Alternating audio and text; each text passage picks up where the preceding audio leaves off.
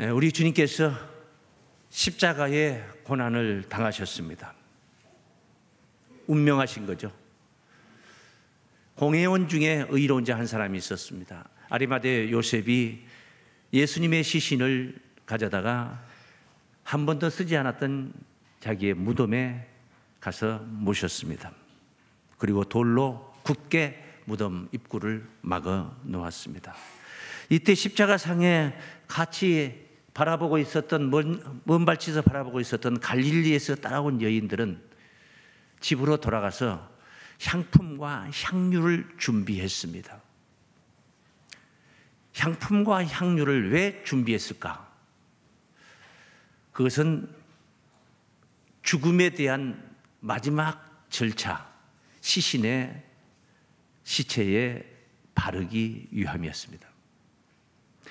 그리고 안식일 날 하루 꼬박 우리 주님 무덤에 계시고 안식 후 첫날 미명에 아직 날이 밝지 않고 지금 밝고 있는데 그때 이 여인들이 무덤으로 뛰어간 것입니다.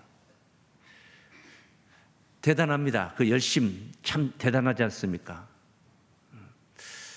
귀양지사 그 열심을 내고 부활의 아침을 맞이하고 있는데 그날 예수님께서 평소에 생전에 말씀하시고 선포하셨던 부활에 관한 약속을 기억하고 또 믿고 신뢰하면서 그 부활 주님을 만나러 쫓아갔더라면 얼마나 좋았겠습니까?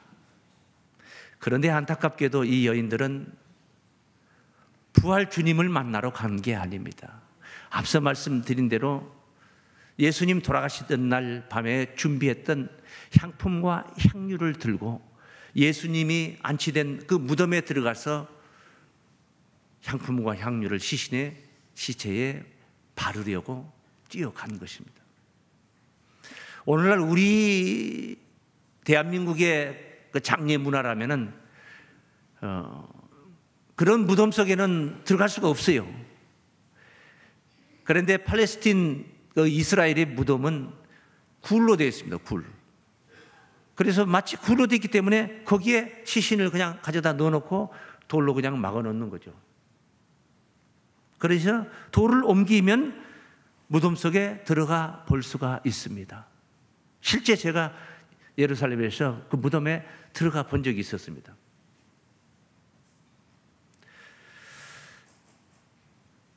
가보니 무덤이 비어 있습니다.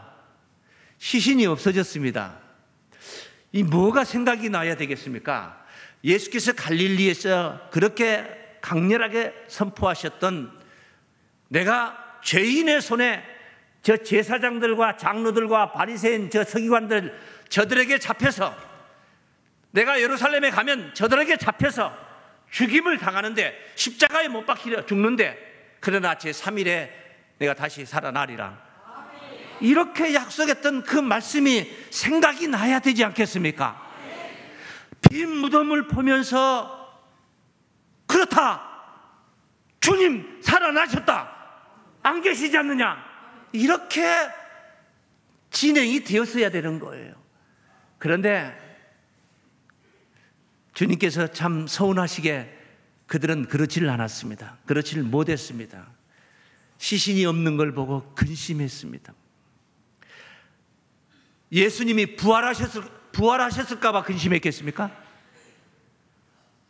예수님 살아나셨다고 근심했겠습니까? 시신이 없어진 것은 누가 가져갔다는 것입니다. 이건 요한복음에서도 20장에 증거가 되고 있는데 누가 가져갔다고.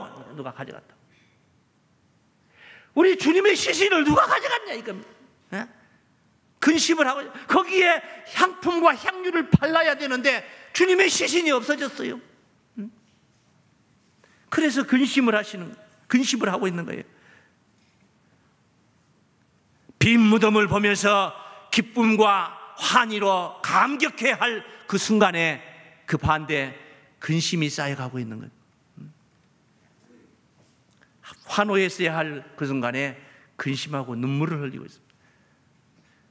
오늘 본문 말씀 누가복음 24장 1절에서 4절까지 한번 읽어보겠습니다. 안식 후 첫날 새벽에 이 여자들이 그 예비한 향품을 가지고, 그 예비했다는 것은 23장 마지막 절에 증거되어 있어요.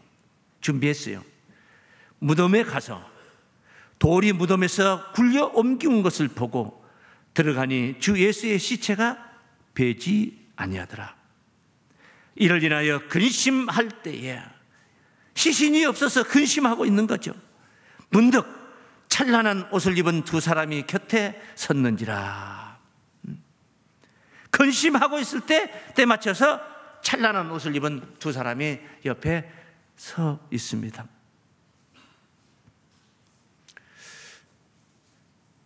동방박사는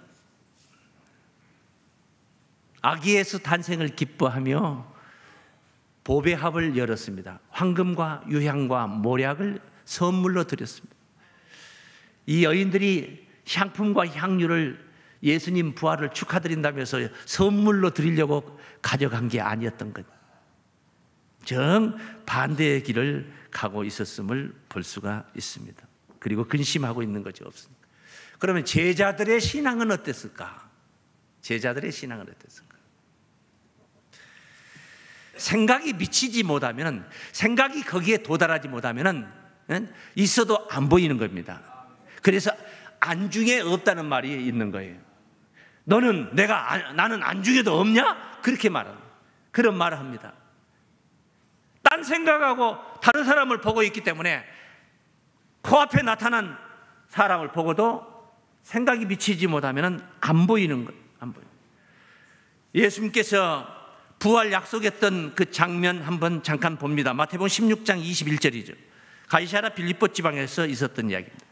이때로부터 예수 그리스도께서 자기가 예루살렘에 올라가 장로들과 대제사장들과 서기관들에게 많은 고난을 받고 죽임을 당하고, 죽는다 이 말이에요. 예루살렘에 올라가서 나 죽는다 당하고 제3일에 살아나야 할 것을 제자들에게 비로소 가르치시니, 이때 가르치시기 시작한 거예요. 베드로가 예수를 붙들고 관하여 가로되 주여 그리 마옵소서, 이 일이 결코 주에게 미치지 아니하리이다. 이게 베드로가 예수님의 메시지를 제대로 못 듣고 있는 거예요. 두 가지 말씀을 하셨죠. 내가 예루살렘에 올라가서 죽는다. 첫 번째 죽는다. 두 번째 그리고 제3일에 다시 살아난다. 두 가지 말씀을 하셨는데 베드로 하는 말이 그리 마옵소서, 이 일이 절대로 주님께 이루어지지 않습니다. 부활하지 마십시오. 절대 주님은 부활 못합니다. 했겠습니까? 그리 했겠냐 말이 베드로가. 그런 뜻이 아니죠. 뭡니까? 죽음에 관한 걱정이죠. 죽는다니까 거기에만 꽂혀버린 거예요. 거기 꽂혀버린 거예요. 죽는다는 말에 완전히 꽂혔어요. 그 뒤에 다시 살아난다는 말이 생각이 들리질 않아요. 안 들리는 거예요. 얼마나 좋습니까?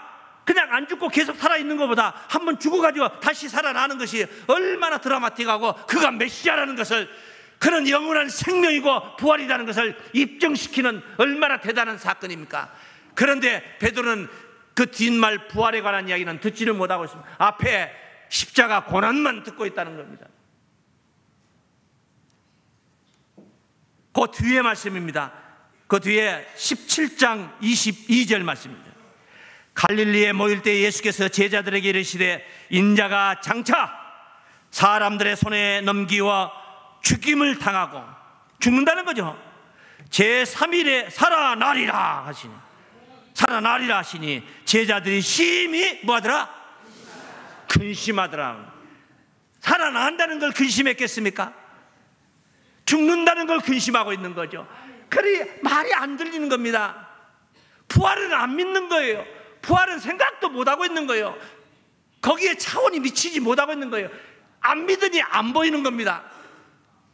안 믿는데 그게 보일 리가 있습니까? 안 보이죠. 생각이 미치지 못하는데, 오늘 본문 말씀에 갈릴리에서 따라온 이 많은 여인들은 예수님의 무덤 앞에 모였습니다. 부활의 아침에 예수 부활의 현장에 나타난 겁니다. 그런데 안타깝게도 그들은 부활 신앙이 아니었습니다. 부활 신앙이 아닌 자가 부활의 아침을 맞이하면 뭐합니까? 이것은 비단 저 갈릴리 여인들에 관한 이야기가 거기에 국한된 이야기가 아닙니다. 예수 부활은 곧 우리의 부활로 승화되기 때문에 우리가 이 문제가 중요하다는 것입니다. 예수 한 사람 부활을 자랑하는 게 아닙니다. 예수 죽음에 연합하여 우리가 함께 장사되고 함께 죽어지고 우리의 죄인된 옛사람은 예수 십자가에 같이 죽고 예수 부활의 힘입어 새 생명 가운데 우리가 다시 살아나야 하기 때문에 예수 부활은 그렇게 중요한 것이고 그 부활의 아침이 그렇게 중요한 것입니다. 우리도 그 부활의 아침을 맞이해야 될 것이 예정되어 있기 때문인 거예요. 그런데 이들은 약속을 믿지 않았던 것입니다. 아니, 약속을 깨닫지를 못했던 거예요. 아니, 약속을 듣지를 못했던 거예요. 아예 듣지를 못했어요. 말을 안 해서 못 들은 게 아닙니다. 말을 했어도 못 들은 거예요. 오늘 행여 오늘 이 자리에 계신 여러분들 중에 이 설교를 해도 듣지 못하는 자가 있을까? 여러분 자신들을 염려하시길 바랍니다. 들어야 되는 겁니다. 깨달아야 되는 것입니다. 그래야 보이고 깨달아야 우리가 깨달아 믿어지는 것이고 믿어야 보이는 거예요. 보여야 만날 수가 있는 거예요. 부활 신앙으로 부활의 아침을 맞이해야 될 줄 믿습니다. 부활의 아침을 맞이하면 뭐합니까? 부활 신앙이 아닌데 소용없는 일이라는 거예요. 동행하시는 주님, 여러분들과 부활의 아침 그날 함께 만나는 축복이 있기를 바랍니다. 우리 한번 따라 하시겠습니다. 부활 신앙으로 부활의 아침을 맞자. 할렐루야. 불변의 약속일지라도 목에 칼이 들어와도 지켜지는 약속이라 할지라도 내가 안 믿으면은 그 부활의 약속을 내가 안 믿으면 부활 주님이 내 안에 안 계셔요. 내 안에 내가 믿어야 내 안에 계시는 것이고 내 안에 계셔야 나의 죽을 몸도 살게 되는 거예요. 그래서 성경은 예수께서 믿음대로 네 믿음대로 될지어다 그 말씀을 자주 하셨어요. 그 말씀을 아주 자주 말씀하셨어요. 믿음대로 된다는 얘기. 두루와 시돈 지방에 들어가면서 가나안 여인을 만났습니다. 자기 딸이 흉악히 귀신 들려서 몹시 괴로워한다고 고쳐달라고 할 때 예수께서 자녀의 떡을 떼어서 개들에게 던짐이 마땅치 않다. 주여, 개들도 주인의 상에서 떨어지는 부스러기를 먹지 않습니까? 부스러기라도 좋으니까 나는 개입니다. 개. 부스러기라도 좋으니까 달라. 이 고치어 달라는 그렇게 애달프게 소원하는 그 여인의 몸부림을 바라보면서 믿음을 바라보면서 예수님이 하셨던 말씀이 마태복음 15장 28절 그 마지막 절 하나만 읽어보겠습니다. 이에 예수께서 대답하여 가라사대 여자야 네 믿음이 크도다 네 소원대로 되리라 하시니 그 시로 그의 딸이 나으니라. 믿음대로 된 거예요. 믿음대로 된 거예요. 여리고의 소경 바디메오가 거지가 되어서 구걸을 하고 있었습니다. 나사렛 예수가 지나간다는 이야기를 보이지는 않습니다. 그러나 예수가 지나간다는 얘기를 들었습니다. 소문을 들었습니다. 다윗의 자손 예수여 나를 불쌍히 여기소서 하면서 악을 쓰면서 하니까 제자들이 저리 비켜라지 입을 틀어막고 더 적극적으로 심히 크게 울부짖으며 예수께 있는 쪽으로 다가가니까 예수께서 걸음을 멈추시고 그를 불렀습니다. 그러고 나서 무엇을 네가 내게 무엇을 원하느냐 하고 물었습니다. 주여 눈뜨기를 원하나이다.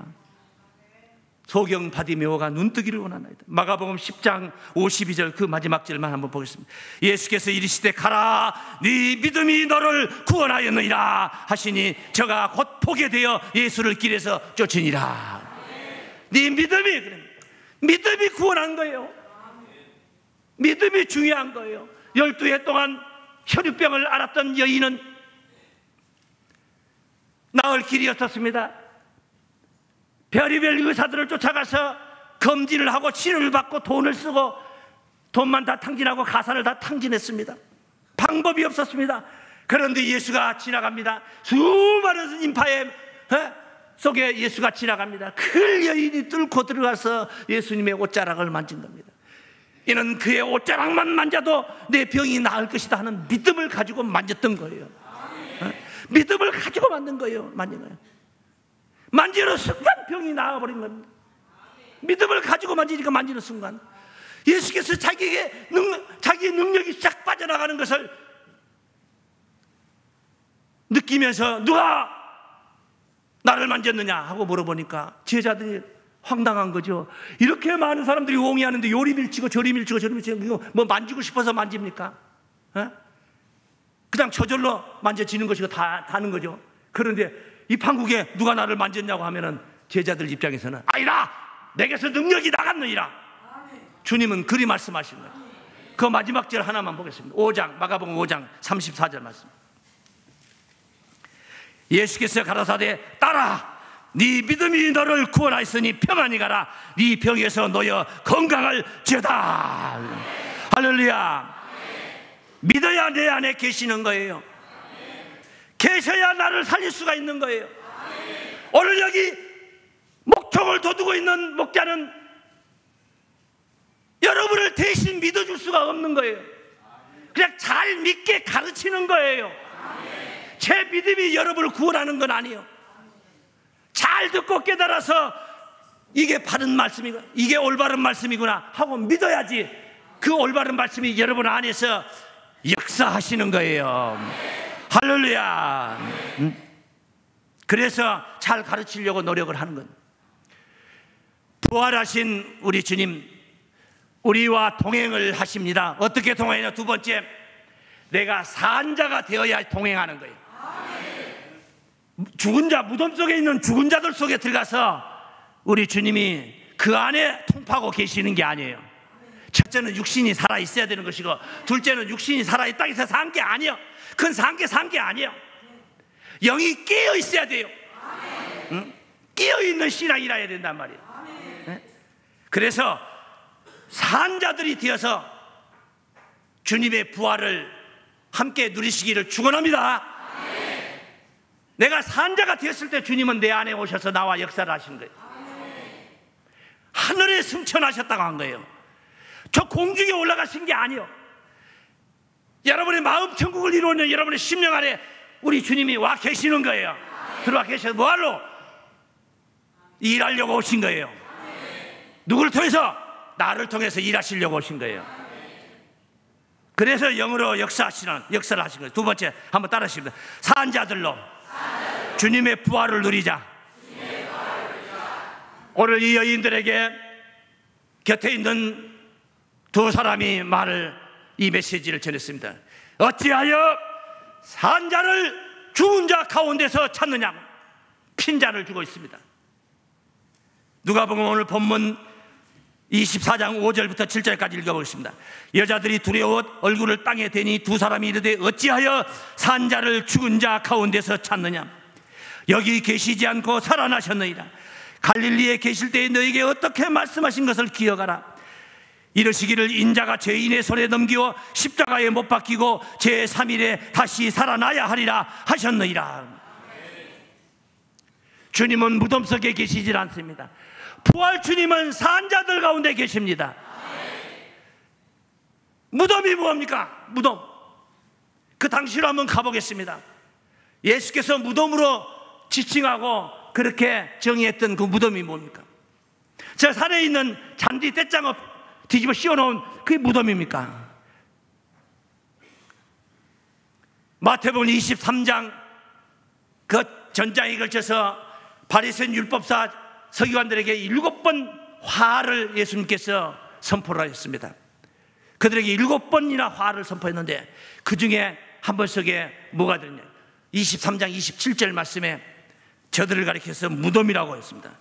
화 있을진저 외식하는 서기관들과 바리새인들이여 회칠한 무덤과 같으니 겉으로는 아름답게 보이나 그 안에는 죽은 사람의 뼈와 모든 더러운 것이 가득하도다.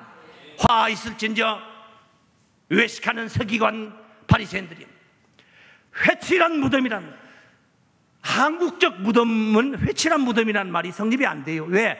우리 무덤은 회를 칠하는 게 아니기 때문에. 잔디밭에다 회가루 칠하지 않지 않습니까? 페인트 칠하지 않지 않습니까? 그런데 앞서 말씀드린 굴로 되어 있는 그런 무덤은 겉에를 회를 칠하고 페인트를 칠해서 무덤이 아닌 것처럼 이렇게 도색을 할 수가 있는 거예요. 그러니까 바리새인 율법사들, 외식하는 이자들은 대접의 겉은 깨끗하지만 속에는 온갖 탐욕과 방탕으로 가득 들어있는 이 회칠한 무덤과 같은 자들이다. 속에는 죽은 뼈들로 가득하다. 그 당시에 종교 지도자들의 모습이 바로 그런 모습이었다는 거예요. 종교 지도자들이 그랬다는 거예요. 당시에 유대교 지도자들이. 그 지도자들 뱃속에 무슨 죽은 뼈가 있었겠습니까? 영적인 무덤으로 비유를 한 거죠. 무덤과 같은. 그들의 교훈에 붙잡혀 있으면, 그 거짓 선자들의 교훈에 붙잡혀 있으면 나는 영락없이 죽은 마른 뼈가 되어버려. 죽은 자가 마른 뼈가 된 겁니다. 그래서 무덤 속에 갇히면 안 되는 거예요. 이 무덤이 성경에는 저들의 무덤을 뭘로 표현했냐, 또 예수님께서 평토장한 무덤이라고 표현했어요. 무슨 무덤이라고요? 평토장의 땅은 봉을 이렇게 씌우지 않고, 땅속에 묻었을 경우에 봉을 이렇게 씌우지 않고, 그럼 무덤이다, 이게 알게 되잖아요.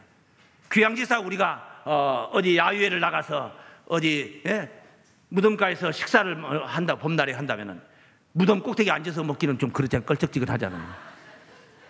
그런데 만약에 평토장한 무덤이라면 바로 어제 거기다 심어놨는데, 거기다 묻어놨는데 우리는 모르고 거기다 돗자리 깔고 앉아서 먹을 수도 있는 거예요. 바로 이제 3일째 돼가지고 냄새가 살살 올라오는데 그럴 수도 있다는 것이죠. 누가복음 말씀 한번 보실까요? 11장 44절입니다. 11장 44절. 화 있을진저 너희는 평토장한 무덤 같아서 그 위를 밟는 사람이 알지 못하는, 무덤인 줄을 모른다 이 말이에요. 보이지 않는다. 무덤으로 보지를 않기 때문에. 그래서 그런 자들, 거짓 선자들 가운데 갇혀있는 자들, 죽은 자들이라는 거예요. 죽은 자 하면은 우리는 숨이 꼭 호흡이 끊긴 사람을 죽은 자로 생각하는, 성경은 그렇게 말하지 않고 있습니다. 영적인 죽은 자는 그렇지 않아요. 디모데전서 5장 6절 말씀에 일락을 좋아하는 이는 살았으나 죽었느니라. 일락을 좋아하는 이는 뭐했으나 죽었느니라? 살았으나 죽었느니라. 유명한 예수님의 비유, 탕자의 비유가 있습니다. 누가복음 15장에 있는 말씀이죠.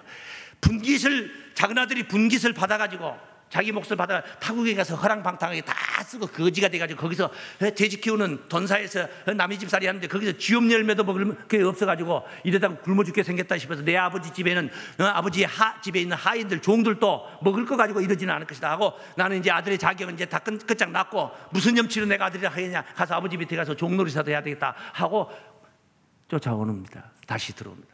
아직도 상거가 뭐한데, 아버지는 벌써 동구 밖에 나와서 자나깨나 둘째 아들 돌아오기를 기다렸던 거예요. 아직도 상거가 뭔데 아버지가 알아본 거예요. 아들아 오자마자 신발을 신기고 가락지를 끼우고 옷을 갈아입히고 잔치를 베풉니다. 그는 종으로서 돌아오지만은 아버지는 아들로 받아들이고 있는 거예요. 이전에 내 아들이 아니다 이거예요. 새 사람이 돼가지고 온 거란 말이야. 가서 고생 꽤나 하고 나서 거지꼴이 돼가지고 하면서 인생을 다시 보게 된 거예요. 그래서 그 15장 24절 말씀에 이런 말씀을 했어요. 내 아들은 죽었다가 다시 살아났고 내가 잃었다가 다시 찾았느니라. 죽었다가 다시 살아났, 숨이 끊겼다가 회복된 건 아니다 이 말이에요. 정신 상태가 죽었다가 깨어난 거예요. 우리의 정신이 이와 같아야 될 줄로 믿습니다. 지지는 뭐 가진 것도 없으면서 큰 소리만 빵빵 치려고 그러는 거예요. 우리 하나님은 이렇게 산자들 가운데 계신 줄로 믿습니다. 부활 주님은 산자들 가운데 역사하고 계신 줄로 믿습니다. 예수님이 바라보는 시각으로 말씀을 드린다면, 우리 속에, 여러분 속에 그리스도의 영이 없으면은, 성경은 로마서 8장 9절에 그리스도의 사람이 아니라고 그랬거든요. 너희가 하나님의 영이 있으면 육신에 있지 않는다. 너희 그리스도의 영이 없으면 그리스도의 사람이 아니란 말이에요. 예수님이 바라볼 때는 그리스도의 영이, 예수의 영이 내 안에 없으면은 그 산자가 산자 아니에요.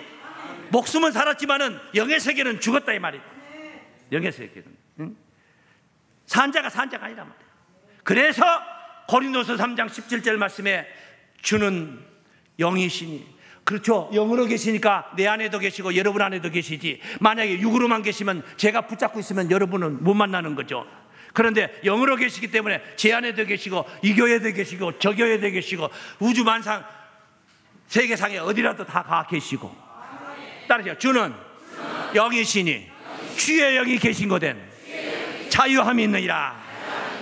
할렐루야. 자유. 지난주 시간에 하나님 자녀들의 생명의 자유에 관해서, 영광의 자유에 관해서 말씀을 드렸습니다. 생명이 보장되지 않는 건 자유가 아니란 말이에요. 생명이 보장돼야 그게 진정한 자유라는 것입니다. 그리스도의 영이 있으면 자유함이 있다고 하지 않습니까? 예수 영이 바로 살려주는 영이기 때문인 줄로 믿습니다. 그래서 생명의 자유, 산자가 되는 거예요. 내가 살아야 남도 살릴 수 있고, 믿습니까? 우리 주님께서 분부하신 말씀도 우리가 준수할 수가 있는 거예요. 부활하셔서 제자들에게 갈릴리에서 만나자고 그래요. 자, 앞서 말씀드린 제자들 모습 한번 보십시오. 그대로 팽개쳐 놨다고 생각을 해보세요. 부활하신 안식구 첫날, 그날 밤에도 유대인들이 두려워가지고 제자들은 방 가운데 숨어가지고 문을 걸어 잠그고 숨어 있었습니다. 여러분, 여인들이 가서 예수 부활했다는 소식을 전하면은, 그러면 어디 계신단 말이냐? 부활 주님이 지금 어디 계시냐? 자주 갔던 그 감람산 거기도 가보고 겟세마네 동산에도 한번 올라가 보고 여기저기 예수님은 12명이 그냥 쫙 퍼져가지고 이렇게 예수 찾아서 돌아다녀야 되지 않겠습니까? 그런데 그 예수 부활하신 날, 그날 밤에 그들은 다락방에 문 걸어 잠그고 숨어 있었어요. 산자가 아니요. 그 상태는 산자가 아니요. 수석 제자 베드로도 3번씩이나 예수를 부인했단 말이에요. 부인했어요. 이걸 산자가 아니에요. 육신은 살았지만 신앙의 세계는 산 게 아니에요. 주님이 찾아가 주신 거예요. 문이 잠가졌는데 나타난 거, 짠 하고 나타난, 너희에게 평강이 있을지어다. 평강이 있을. 주님이 찾아가 주신 거예요. 할렐루야. 오늘 우리도 마찬가지예요. 저 같은 것이 우리가 어떻게 주님을 알 수 있습니까? 이순신 장군이라면 역사 공부라도 하면서 우리가 알 수가 있지만은, 저 2000년 전에 저 팔레스타인에서 있었던 한 사건, 그걸 우리가 어떻게 합니까? 주님이 찾아오신 겁니다. 찾아오셔서 긍휼을 베푸시니까 오늘 우리도 주님을 만난 것이고 알게 된 줄로 믿습니다. 찾아와 주신 은혜를 누리시기를 바랍니다. 오셔서 뭐합니까? 분부하시는 거예요. 분부하시는 말씀이 있어요. 그래서 그 말씀을 우리가, 분부하시는 말씀을 우리가 지켜 행해야 됩니다. 마태복음 28장 19절 말씀. 그러므로 너희는 가서 모든 족속으로 제자를 삼아. 모든 족속으로 뭘 삼아? 아버지와 아들과 성령의 이름으로 세례를 주고 내가 너희에게 분부한 모든 것을 가르쳐 지키게 하라. 볼지어다 내가 세상 끝날까지 너희와 항상 함께 있으리라. 그래요. 부활 주님께서 항상 함께 있겠다는 것입니다. 분부하신 말씀을 지켜 행하라는 것입니다. 한번 따라하겠습니다. 부활 주님의 말씀을 듣고 지켜 행하자. 모든 족속으로 제자를 삼고 세례를 주라고 하고 있습니다. 무슨 뜻입니까? 전도하라는 거예요. 세상을 구원하라는 거예요. 1인 1명 전도해서 올해도 우리 주님이 분부하신 말씀을 지켜 행하는 거룩한 성도들로 주님과 함께 동행하시는 구원 은혜를 누리시길 주의 이름으로 축원합니다.